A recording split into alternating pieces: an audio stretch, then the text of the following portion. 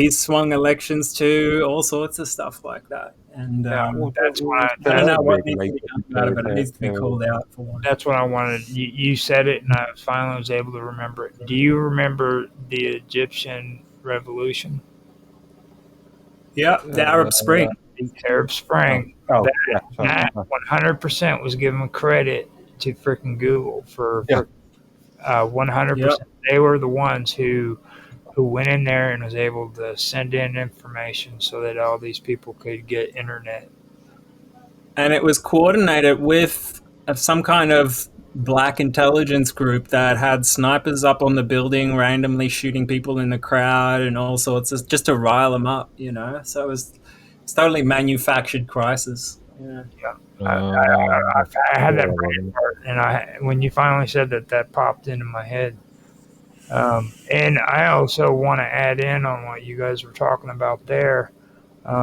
When it comes to freaking being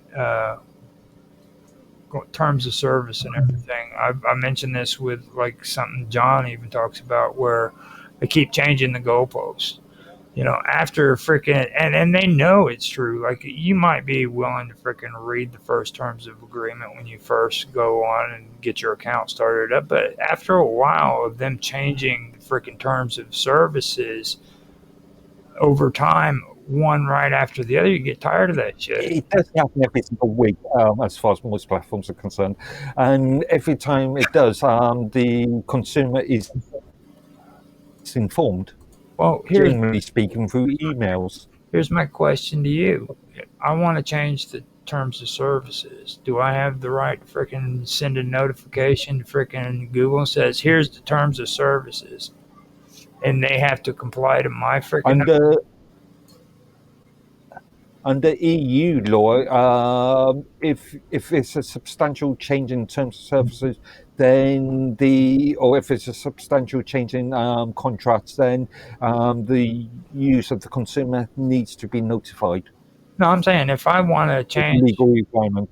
If I want to change the goalposts like they do, freaking, I send my copy, my new revised terms of service and say, look, this is the new terms of services that I agree to. And if they do, I mean, am I allowed to do that? Well, demand that let's say Google in this case, change their terms of services to suit you. Right. No. So how is it legal for them to do it, but it's not legal for me to do it? It's a two-party agreement here. But you've got to agree to it, and you can leave the platform at any point. Sorry, robots are images. Yeah, you distract me. You're getting attacked, Mark. Terms and services are coming for you. But you, the consumer, have the choice to continue using that service. Right. If you disagree with the terms of service in any way, you can leave. This is an hotel. Personally, I've never read any terms of services in my life. You should. I don't know if I ever will. Would you get a bank account or a mortgage if you without reading the contractual agreement? Well, I just wouldn't get a bank account or a mortgage. That's my solution to it. Or some other live needed. I can't think of anything. Life insurance. I don't get life insurance. I think it's a scam. Insurance of any description. If I die, I die. Big deal. Now here's my here's my question. Okay, here's my question to you. I'm off the grid, Mark. This is the only thing else I want to ask about this. Okay, now the Facebook has been talking about how the competition has actually shifted. Okay, in social media with their rivals. Okay, now they're trying to make the claim that freaking Facebook and WhatsApp has to compete with Chinese-owned TikTok, YouTube, X and iMessage and many others more than Yeah. 10 years after the FTC review and And I cleared. agree with them. You know what I mean?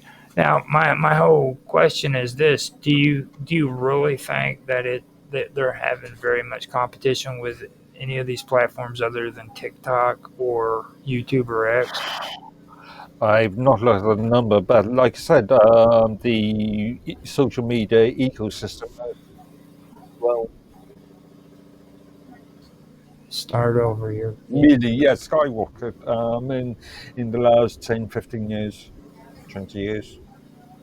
So there's a lot more competition out there now. Well, There's a lot more alternatives to Facebook. but not really. I mean, like, I would have said that if freaking. Well, specifically Facebook sort of things. But yeah, Minds is a good example. Oh, that's not a good example. No. That- Okay. That provides very similar services to Facebook. Again, I'm not you asking one person here because I'm don't get me Nostr is Don't get me wrong. I'm not saying that in my mean and hateful way towards Bill Altman, the freaking evilest man on the face of the planet. Okay. more evil than Zuckerberg. Yeah. well, they're both Jews, aren't they?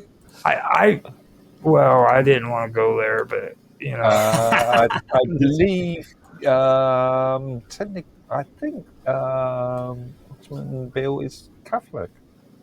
he's a Catholic Jew. That doesn't work. That doesn't work. I figured I'd just say.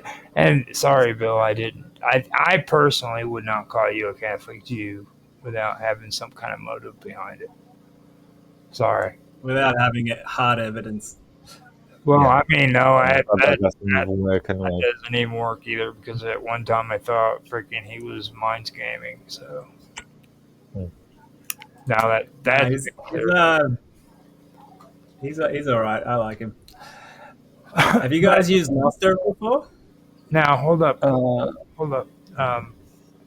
What's your take on that? Do you think that they really have any competition, Mr. Robot? Before we get on to Nostr, What do you mean by competition? do you think? Like sort of alternative social media platform. Do you think any of the other ones, other than X and X is not really a like for like. The only thing that I think Facebook has over other social media platforms is the marketplace aspect, which I haven't Yeah. seen in other social media platforms yet. I think it will eventually come up, but that is a great idea that I just haven't seen anywhere else yet. Other than that, I if you're just sharing, text and photos and stuff, there's plenty of alternatives out there for that. Yeah. There's precisely. others that respect your privacy Minds. more as well, which I think is more important. And so like Nostr, for example, it's a very secure Web3 future-facing open source platform for that kind of stuff. There's lots of different ones out there now. So, hunt around, guys. Again, within the last 15 years, we've seen a massive boom in alternative.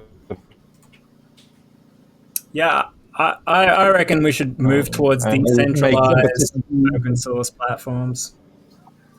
no, I would do it, but the only problem is it's so fragmented. You know what I mean? And like, as a person who's freaking into like being a creative content creator, I have to freaking be able to reach different people. You know what I mean? And when you go into these decentralized platforms like Nostr, it's a one-on-one relationship. You know what I mean? And I'm cool with that.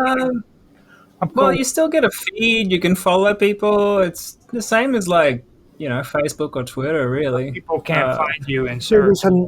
There is another issue that you've got Well, to I have to consider. look you up to find it. That's true. Yeah, there is another issue that you've got to consider. People have created a image for Getting too excited again. As an example, I've got content online. I've got content on mine that dates back to 2019, 2018. And what am I meant to do? Move to another social platform and start up all over again? Right. Didn't Bill say there's a way to export all your stuff from Minds and take it somewhere else if you want? I've never looked for it, but apparently it's there. Actually, no. Yes and no. They are becoming GDPR compliant, but it's being slow. But also, yeah, you can. I think you can export majority of your content, but But again, finding a method of importing the content, and a lot of content. My content is my mind's content. A lot of it's time related. So I've got posts that are related to news stories. So do you monetize your content? If I export, no. Yeah, but if I export that, then it becomes not relevant because that time's got past. No, Wow. he doesn't Probably monetize. not relevant anymore anyway, right? And monetization on mine isn't worth shit. Just so you know, like you don't get actual money from that. It's just there is certain elements in mine so you can get money from. that's all conjecture. The tier, the channel-based tier system. Well, that's conjecture. You don't know that for sure. Yeah, I do. How do you know that for sure? Have you made money off those tier systems? No, I remember I have I have been aiding in the community support area of mine since 2017, let's say, and I have spoken to many users. Let me kind of fill you in on how things really work, okay? When they go to a system where you have to freaking get money from them by freaking suggesting the platform, you're not getting money, okay? Because freaking people don't really freaking give a shit freaking about you freaking recommending them to a website, for one thing. And then sitting back and waiting for freaking people to give you donations from a freaking platform where they don't want to freaking give money out is just not going to happen either. Okay? Like, people don't say, you know what, he made a really good stream today, or he did a really good article, I'm going to give him $1. People don't think like that, dude. That is the I don't know. dumbest Is that true for organizations? Oh, no. I was going to say Twitch YouTube, people do it a lot more than others. Yeah. It depends on the platform, I'd say. And that's the community. Also, there's the issue of money laundering and You always bring that up. Yeah. That's the thing anyway. So you can sort of understand why platform. Well, I mean, I'm thinking more Ponzi scam than I am freaking Ponzi scheme is something that really sticks into my head more than laundering. You know what I mean? Because, well, I guess they could kind of fit in the same category, couldn't they? Different context. Really. You send me an envelope with $1 and I'll freaking send $1 to 3 other people, kind of shit. You know what I mean? I just pull it. It was like, you remember those old chain letters where they said you need to send $1 to 3 people or you're going to have bad luck for the next year?